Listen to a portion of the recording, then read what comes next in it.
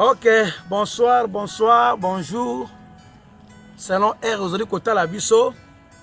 Naboye comme on angai Mosakoli Chako Michel. Nabo nazali moko ya batei ya Nzambe. Naboye mikolo koleka to solaki nabino likolo ya dialogue to lisolo. Naboye na pesi na bino no sombote na kombo na Yesu Masia. Nzambe apambola yo ozali kotala ngai. Ta mususu ozana kati ya mutuka. To ozana mbetu na yo. To ozana ndaku na bana bozali kotala biso. Naboye kolo Yesu Masia apambola yo. Na sola kina bande komiko koleka awa likolo ya dialogue to lisolo. Nabo lisolo ezali eloko dialogue ezali eloko nini? Dialogue ezali lokola lisolo ya batumi bale to ebele. Donc pour ezala dialogue il faut que la mwa batumi bale to boza batebele nde wana bengami dialogue. Na boye bana Nzambe lelo oyo nakoba lisolo likolo ya mariage. Na kati ya libala bande kona ngai lisolo ezali très important. Pourtant Nzambe akelaki mokili oyo akeli ebale akeli banzete akeli banyama biloko bele abengaki mutu abi yo mobali yaka lokola nga na salon na elilingi na ngai yo pesa bakombo ya bikilamo oyo nyonso. Na boye mutu pe azwaki makasi ya kopesa bakombo oyo komo na ye nzete oyo komo na ye libata oyo komo na ye soso oyo komo na ye ndeke oyo komo na ye boye. Na boye malgré bongo me mutu azangaki eloko moko ezalaki ndenge moko na ye nde esengelaki azala kona na mawakaka donc azalaki incomplet. Nzambe tabi non ezali malamu te ete mobali azala ye moko. Na boye na mukanda ya Genèse chapitre 2 verset 18 bakomona makomina na écran na bino kuna bakomona yango balobi ke Nzambe alobi ke eza malamu te ete mobali azala na kotanga yango pona za na Bible ya Lingala abati na lopoto apena limboli yango na Lingala balobi boye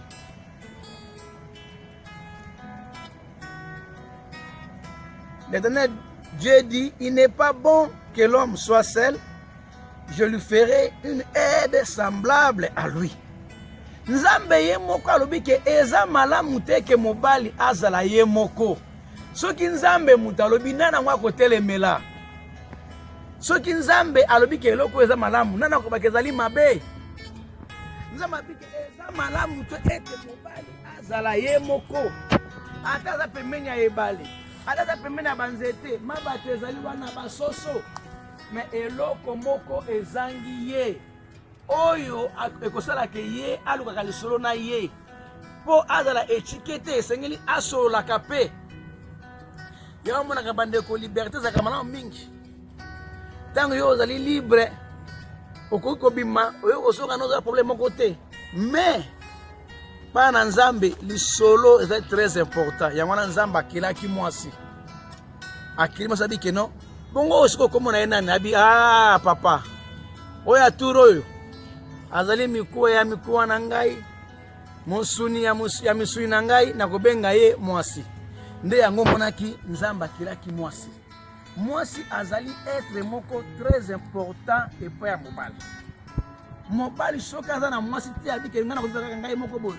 tala bavia bavivaka mingi moko mingi baza na baproblème bakona nde bato bakoma na badepression bakoma na baproblème ndenge na ndenge parce que soki oza na mwasi te kati ya ndaku akosunga yo makasi. Ata moi erreur mo nyozala boye te papa boye te sala tout sala boye bosolola mabala ebele bandeko mikolo oyo komona bazaka bavandaka boye mena nda kuna bayoka na kate dialogue ezali te lisolo eza te bayebisa ye te po aza mobali po mobali mutayebi mingi te ndeko ata ozali mobali mwasi pe aza pe na connaissance oyo Nzambe apesi ye ya kosunga pe biso bamibali Avant bosala likambo bosolola ole bokoma na intention kululaka basi ya baninga muninga bongisi masine kitoko yo sokomani kulula mwasi ya muninga amaso bien te ya yo nde aza kitoko koleka wana parce que ya yo ne bapesa yo na nzambe bongisa ye chaye à l'aise bandeko longola misu na basi ya baninga longola misu na babilenge ya balabala zwa misu na yo epai ya mwasi na yo nzambe asali ye kitoko liboso na yo na bo eloko ezangi bino ezali problème ya dialogue lisolo ezalaka te boza na lisolo na kati ya libala esengeli eza na lisolo bosolola boyokanaka ntango bozosolola libala ekozala na ambiance makasi papa tosala ndenge nini mama tosala ndenge nini okomona kati na bino nzambe akoutilize moko oyo apesa lide moko ya malamu koleka mpe bokozwa conclusion okomona bokozala na vie ya malamu nzambe mpe akopambola mpe bino soki nzambe abike eza malamu teke mobali avanda ye moko tuko mpe mwasi mpe kaka ndenge moko mpe ya mpe malamu teke mwasi avanda mpe ye moko mpe te ifo azala na mobali na ye soki nani azwi libala te likamu te kola kosunga libala na ye ekoya eza ya yo mpe koderange mabala bamisusu te yo ozala oyo ya yo ti nzambe akopesa mosungi na yo na bobala na nzambe dialogue kati na libala tola paka na miso ya bato pour les meilleurs pour les pires mpona bato basepelaki toza bayenge beni me na kati ya ndako bato balingaka pire te kaka ezala kaka meilleur kaka mwa épreuve moko eye ata mwa nzala ya mwa 2 jours to mwa kozangela mba to mwa difficulté makambo ekomi ebele te bana na nzambe libala ezali bongo te libala ezali kosolola solola na mosungi na yo keno papa en tout cas yo moko mboka na biso esenga moto futa mwa bafacti to boye lukata mwa mosala bo na ndenge moko ya kimia epa koyoka pe mama omoni kaka namoni na budget oyo ezali mpe ezokoka te soki mpe kokola kosunga mpe yo mpo ata mwa mosala mosusu mpe tosangisaka mpo toyeba lolenge ya kobokola bana boso na kimia na ndenge ya esengo bandeko libala eza lipamboli ya kitoko libala soki eza na lisolo ezalaka na ambiance makasi mpe bokomona bokoprospere à tous égards nzambe akotombola libala na bino nde yango wana ezali première partie ya lelo eza na puissance entre 2 que 1 na mokanda ya ecclésiaste to mokanda ya basakoli comme ngai mona nazali mosakoli na mokanda ya mosakoli